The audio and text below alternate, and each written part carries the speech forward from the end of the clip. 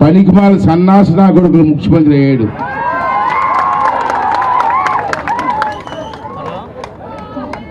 ఒక రాక్షసుడు పరిపాలన చేస్తున్నాడు. పవిత్రమైన భూమి మంది, తెలుగు గడ్డ. ఇటువంటిలో రాక్షసు నా కొడుకులు అందరూ కూడా ఇలా పదవుల్లోకి వచ్చి ఈ రాష్ట్రాన్ని భ్రష్టు పట్టిస్తున్నారు. మీకు ఒకటి మనవి చేయాలి. నేను నిజంగా పుట్టినరోజు సందర్భంగా వచ్చాను, కానీ మిమ్మల్ని చూసిన తర్వాత కొన్ని రాజకీయాలు కూడా మాట్లాడవలసిన అవసరం ఉందని చెప్పి నేనైతే భావిస్తున్నాను. ఇవాళ రాష్ట్రంలో మీరు అనుకుంటున్నారు పరిపాలన సాగుతుందని. ఎక్కడ సాగుతుంది? దోపిడీ. ఎక్కడ చూసినా దోపిడీ తప్పించి ప్రజా సంక్షేమం గురించి పరిపాలన జరుగుతుందా? ఒక్కసారి మీరు అందరూ కూడా ఆలోచన చేయవలసిన అవసరం ఉంది. మన విశాఖపట్నం వచ్చాడు ఈ దరిద్రుడు. ఎవరో దరిద్రుడు? జగన్మోహన్ రెడ్డి నా కొడుకు అనండి. గౌరవం లేదు. ఆడి గౌరవం ఏంటి? అతనికి గౌరవం ఏంటే? దొంగోడికి గౌరవం ఏంటి? మనం ఒక మంచోడికి గౌరవిద్దాం. దొంగ నా కొడుకు గౌరవం ఇవ్వాల్సిన అవసరం మనకి ఏంటి? తెలుగు వాళ్ళకి వచ్చి దొంగ మన విశాఖపట్నం వచ్చాడు అంటాడు 99% పనులు అయిపోయాట. ఏటా పనులు ఇచ్చిన మాట ప్రకారం 99.9 పనులు పూర్తి చేశాను చెప్తున్నాడు అక్కడ విశాఖపట్నంలో. నా కొడకల్లారా సిగ్గు లజ్జ ఉంటే ఎన్ని పనులు ఉన్నాయి చెప్పండి ధైర్యంగా వచ్చి. డేరాల మధ్యని ప్రెస్ మీట్లు చెప్పడం కాదు, ఇటువంటి పబ్లిక్ మీటింగ్లో వచ్చి నాలాంటి పక్కన నుంచో పెట్టుకుని చెప్పు, ధైర్యం చెప్పు. ఏమనంటే నేను అది కడప పులి అంటాడు. కడప పులి కాదు, పిల్లికి కూడా పనిచేయడు. కడప పిల్లి కూడా కాదు. ఎందుకు జగన్మోహన్ రెడ్డి? జనం అంతా నాతోటే ఉన్నారు అంటావు కదా, మరి పోలీసులు చుట్టూ పెట్టుకు ఎందుకు వెళ్తావు జనంలోకి? ఎప్పుడైనా జనాల్లోకి వస్తున్నాయి వచ్చినాయి. జనం అంటే ఎందుకు భయం పడుతున్నావు? ఇటుపక్క డేరాలు అటుపక్క డేరాలు 2000 మంది పోలీసులు కాపలా. ఆయనకి పొట్టి నా కొడుకు ఎంత తొట్టడు. మళ్ళీ జనాల్లోకి ఎందుకు రాలేకపోతున్నావు?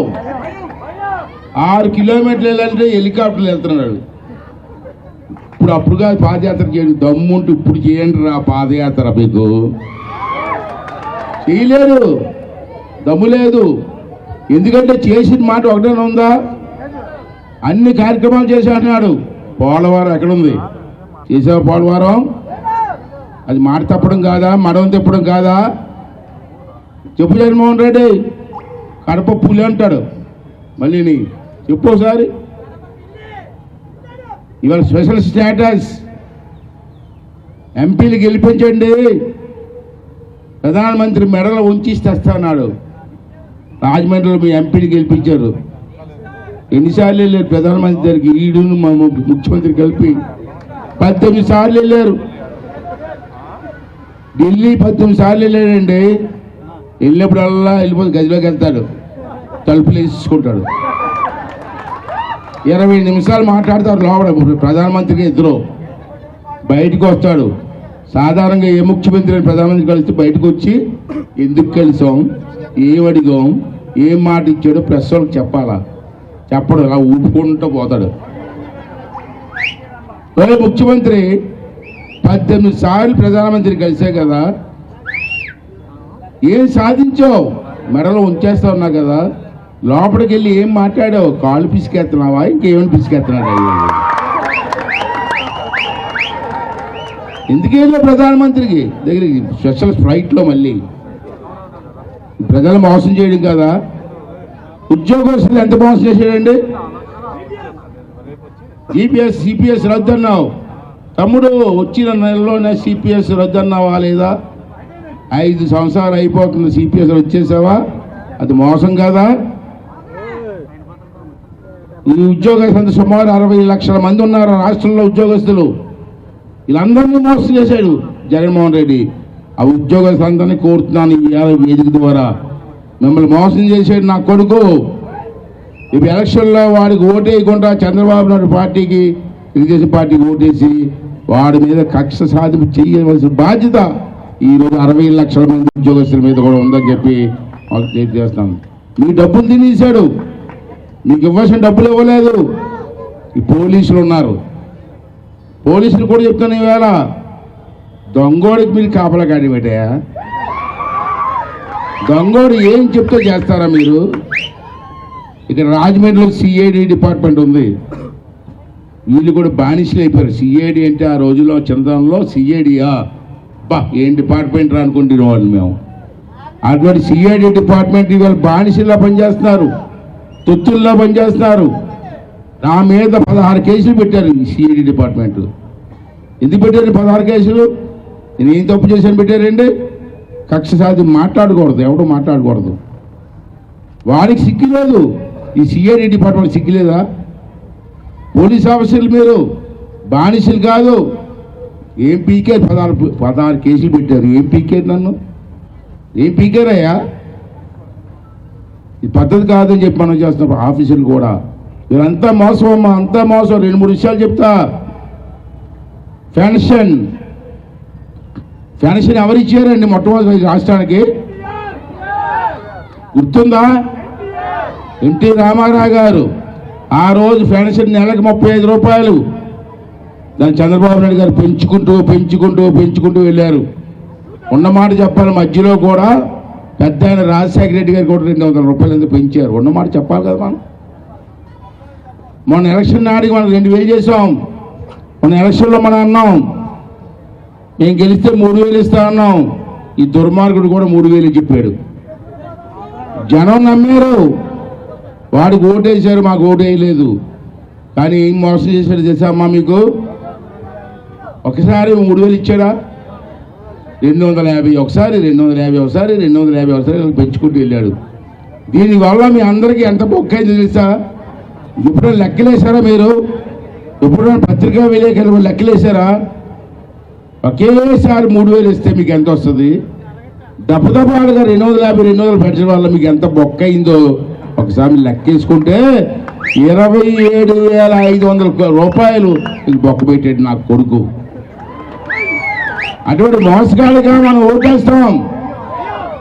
ఆడవాళ్ళు భర్తలు ఆడవాళ్ళకి ముసలి వాళ్ళకి మోసం చేసిన నా కొడుకు ఓటేస్తే ఇంకా ధర్మం ఉంటుందమ్మా? ఒక్కసారి ఆలోచించవలసిన అవసరం ఉంది.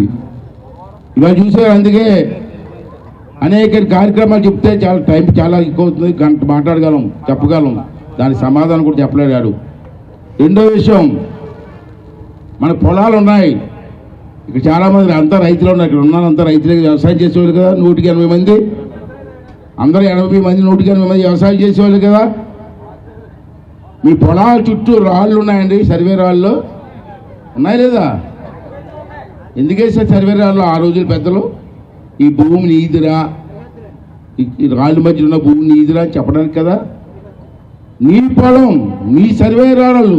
ఈ దిక్కుమాల ఫోటో అనుకోండి, ఫోటో పెట్టింది నా కొడుకు ఫోటో. సర్వే రాళ్ళ మీద ఫోటో వేస్తాడు వీడు. ఎవరు రాళ్ళు నీ ఫోటో వేసుకోవడానికి ఉంటుంది. మా తాత ఫోటో ఉండాలా, లేదా మా నాన్న ఫోటో ఉండాలా? నీ బొమ్మ ఏంట్రా దిక్కుమాల నా కొడుకల్లారా?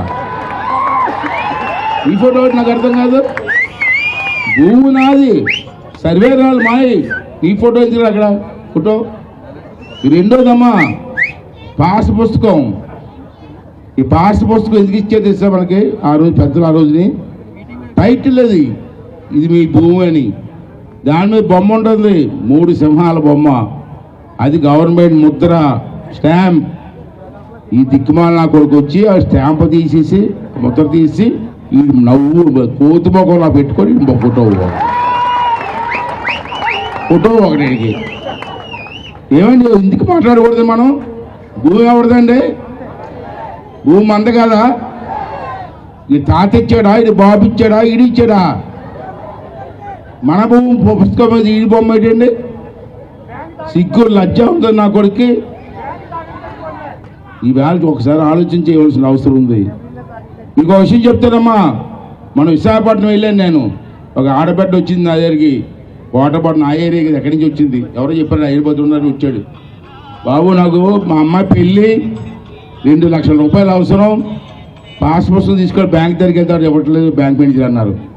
నేను మేనేజర్తో ఫోన్ చేశా, ఎందుకు ఇవ్వట్లేదు అంటే పాస్ పుస్తకం ఈవిడి కాదండి అన్నాడు. ఈవిడ నాది అంటుంది. లేదండి ఆ బొమ్మ ఏముంది, జగన్మోహన్ రెడ్డి గారి బొమ్మ ఉంది, అది ఎందుకు ఇస్తానని అంటాడు. కాదు ఆడి బొమ్మ ఉంటే నేను ఎందుకు ఇస్తానని అంటాడు మేనేజర్. అప్పుడు అది సాక్షి సంతకం అయితే పెట్టామనుకోండి, ఇచ్చేయడం కాదు వేరు. మన పాస్ పుస్తకం మీద ఈడి బొమ్మ ఏంటని అడుగుతున్నాను మిమ్మల్ని అందరినీ కూడా. ఇది కూడా మనం అడగకపోతే ప్రజాస్వామ్యంలో మనం ఎందుకమ్మా ఇటువంటి దుర్మార్గుడిగా మనం ఓటేస్తాం? అది అర్థం చేసుకోవాల్సిన అవసరం ఉంది. మూడోదమ్మా, ఏదో వ్యాపారంలోనో వ్యవసాయంలో ఒక 5-6 లక్షలు మిగిలింది నాకు. నేనేమనుకుంటాను, రాజమండ్రిలో బాగుంది ఏరియా అని చెప్పి 10 సెంట్లు భూమి కొనుక్కుంటాను. ఇక్కడికి వచ్చి ఆ 10 సెంట్లు భూమి రిజిస్ట్రేషన్ చేసుకుంటాను ఆఫీసులో. ఒరిజినల్ మనకి ఒకటట ఫోటో స్టాట్ పేపర్ ఇస్తాడు మనకి. మన ఒరిజినల్ పేపర్ ఆడేవాడు ఉంచుకోవడానికి ఎప్పుడైనా మీరు ఆలోచించారా?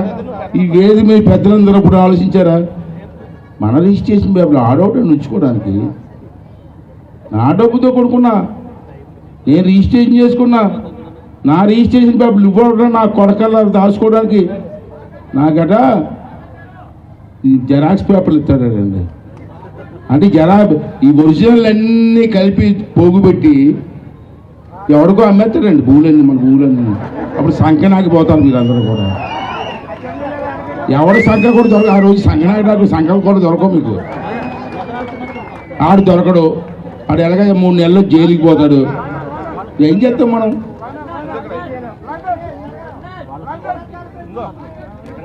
అంచేత పీసీలు అంటే అందరూ వస్తారు. నువ్వు వస్తావు, వెలవడు వస్తావు, చేనేత కలిపి వస్తాడే. ఇలాంటి తెలివితేటలు ఎక్కువైపోయి రాష్ట్రంలో అయిపోయింది మనకి. బీసీలు అంటే 98 కులాలు రా బాబు, 135 కులాలు. దాంట్లో అందరూ బీసీలే. దాంట్లో నేను కూడా ఉంటాను. సార్ రోజా గారు అని చెప్పండి సార్, రోజా గారి కోసం. ఆ రోజా రింగులు రాని దాని గురించి ఎందుకండి బాబు? రింగులు రాని గురించి మనకి ఎందుకండి? అలాంటి వాళ్ళ గురించి ఎందుకండి? ఇంత పవిత్రమైన మీటింగ్ ఇది,